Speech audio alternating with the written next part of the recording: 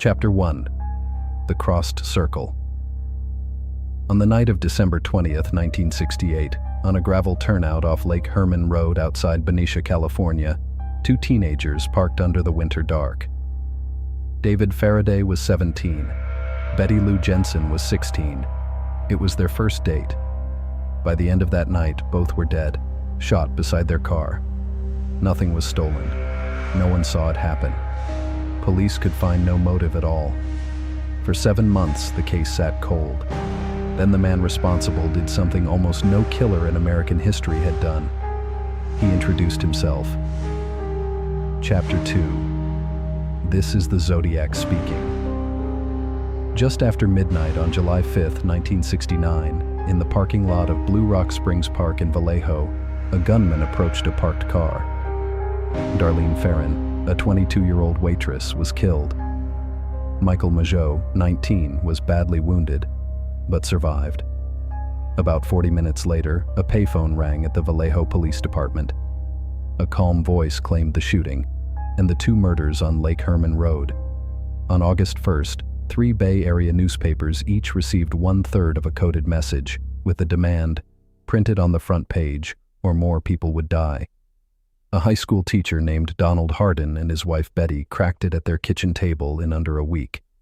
It read, in part, "I like killing people because it is so much fun." It did not contain his name. Days later, a new letter arrived, opening with 5 words that would follow this case forever. This is the Zodiac speaking.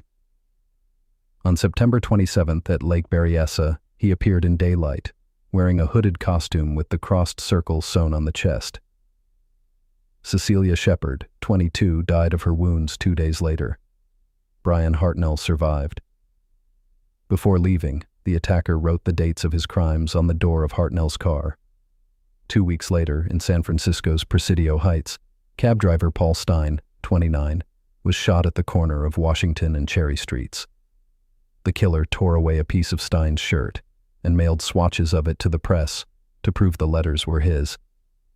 He was never conclusively linked to another murder, but he never stopped writing. Chapter 3. The Ciphers.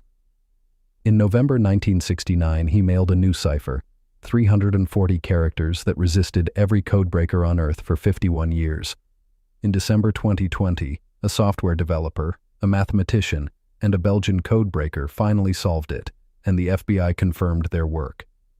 It began, "I hope you are having lots of fun in trying to catch me." Again, no name. 2 of his ciphers have never been solved.